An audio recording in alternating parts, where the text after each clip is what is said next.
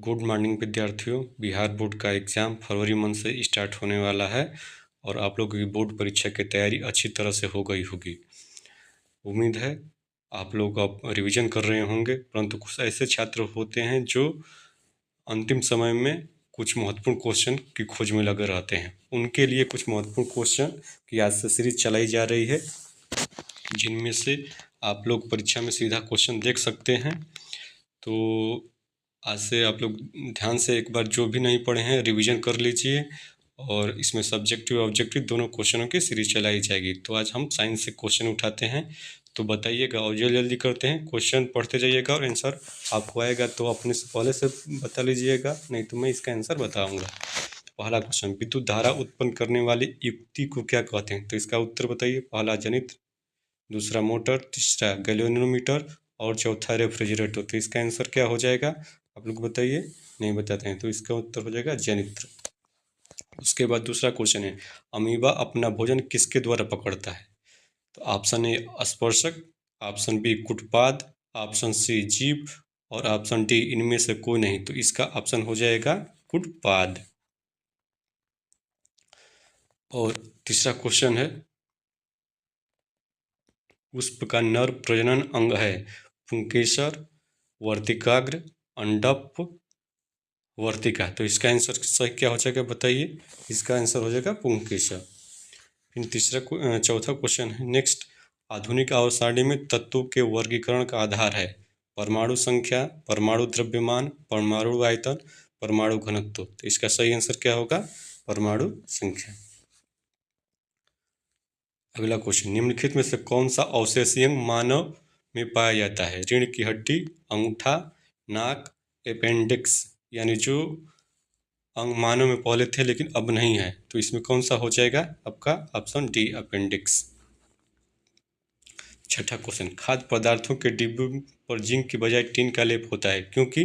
पहला option, tin की अपेक्षा जिंक महंगा है, टिन की अपेक्षा जिंक का गलनांक अधिक है, टिन की अपेक्षा जिंक अधिक अभिक्रियाशील है, टिन की अपेक्षा जिंक कम अभिक्रियाशील है।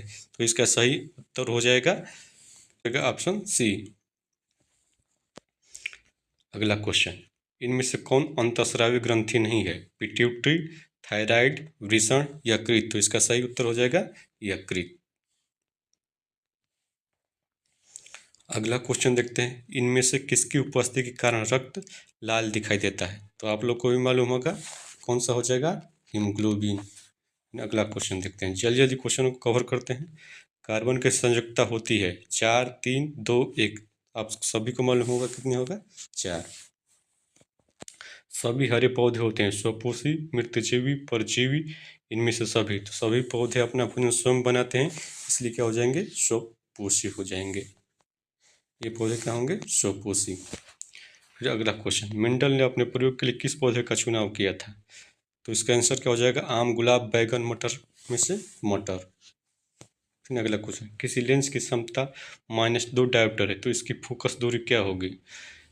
0.5 मीटर, 0.5 सेंटीमीटर, -0.5 सेंटीमीटर, -0.5 मीटर। तो इसका क्या हो जाएगा सही उत्तर? -0.5, क्योंकि फार्मूला है पी, फार्मूला इसका आप लगाएंगे P बराबर 1/f, और ये लेंस की क्षमता -2 डायोप्टर है, तो इसकी फोकस दूरी क्या होगी? तो यह पूछ रहा है, तो यह बराबर हो जाएगा आपका F बराबर 1/p। इससे आप लोग निकाल लेंगे आसानी से। अगला क्वेश्चन देखते हैं, सौर सेल में उपयोग होता है प्लास्टिक, यूरेनियम, सिलिकॉन, पेट्रोलियम। तो क्या होता है इसमें? सिलिकॉन। आपका आंसर हो जाएगा सिलिकॉन। तो अगला क्वेश्चन, पवन विद्युत जनित्र में पवन की चाल कम से कम कितनी होनी चाहिए?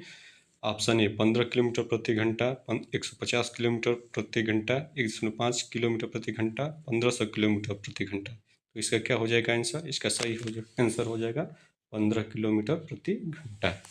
अगला क्वेश्चन, आवर्धन का ईसाई मात्रक क्या होता है?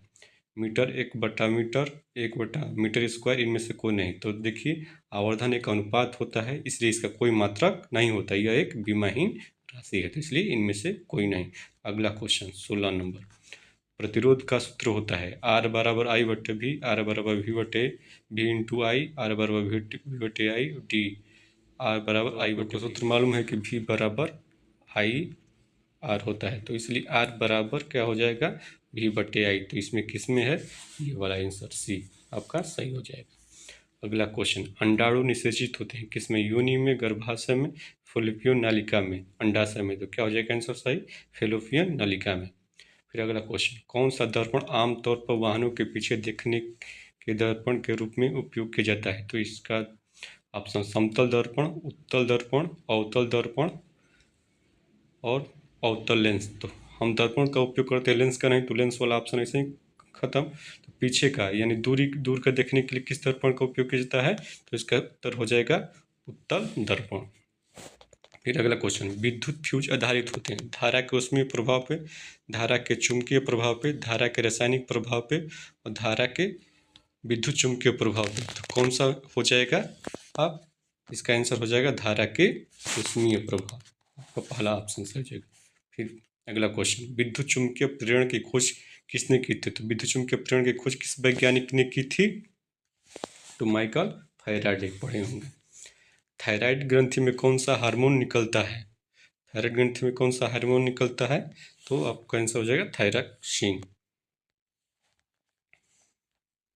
अगला क्वेश्चन, जंगरोधी स्टील क्या है, धातु, मिश्र धातु, अधातु, इनमें से कोई नहीं। तो इसका आंसर हो जाएगा मिश्र धातु। फिर अगला क्वेश्चन, अपवर्तनांक म्यू बराबर साइन आई बटे आर, साइन आर बटे I, sine I into sine R, इनमें से कोई नहीं। तो क्या हो जाएगा साइन आई बटे साइन आर। वसा का पाचन करता है पेप्सिन, ट्रिप्सिन, लाइपेज, माइलेज। क्या हो जाएगा आंसर, सही आंसर लाइपेज। अगला क्वेश्चन देखते हैं, सबसे अधिक विद्युत ऋणात्मक तो कौन सा है, Cl2FO2I। तो क्या हो जाएगा फ्लोरीन F। अगला क्वेश्चन, सामान्य ब्यूटेन का संरचना सूत्र है। तो ब्यूटेन यानी एल्केन परिवार का है, तो एल्केन का सामान्य सूत्र होता है, एल्केन का आपका सामान्य सूत्र जानते होंगे CnH2n+2। तो इसके अनुसार देखिए कौन सा बैठ रहा है, इसके अनुसार आपका पहला ऑप्शन ही दिखाई दे रहा है कि ये सही हो।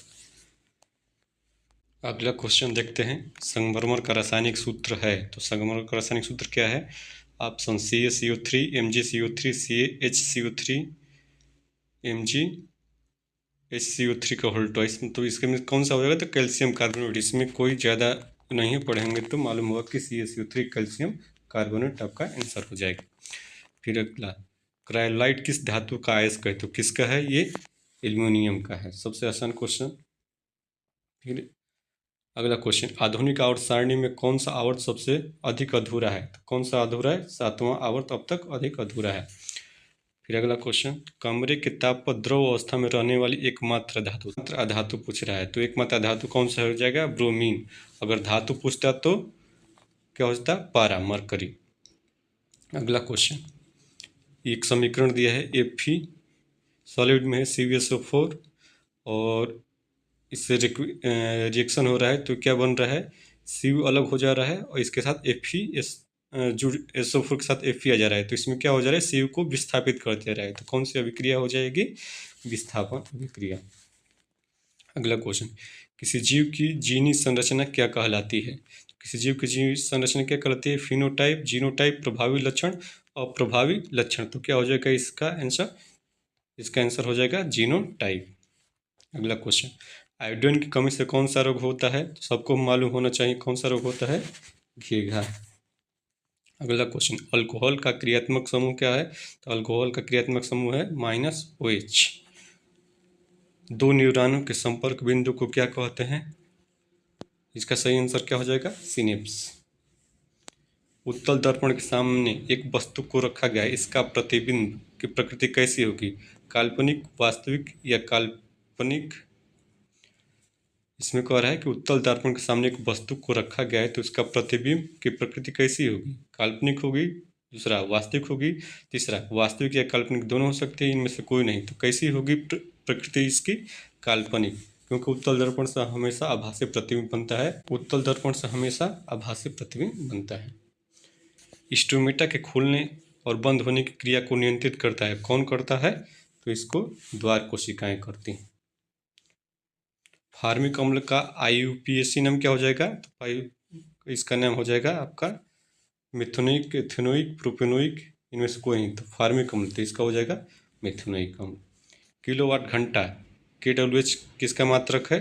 तो ये आपका किसका हो जाएगा आंसर? विद्युत ऊर्जा का।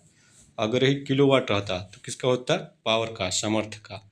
कौन सी गैस ओजोन परत में छेद के लिए उत्तरदायी है? तो कौन सी गैस है? क्लोरोफ्लोरोकार्बन, यानी इसको कहते हैं CFC। ये आपकी हो जाएगी CFC उत्तरदायी है। तो ये 40 क्वेश्चन का एक श्रृंखला रहा, और क्वेश्चन लेकर आते हैं और अन्य सब्जेक्टों से भी लेकर आएंगे। आप लोग धैर्यपूर्वक प्रत्येक वीडियो को देखते रहिएगा और इसका डिस्क्रिप्शन भी हम डिस्कस करेंगे।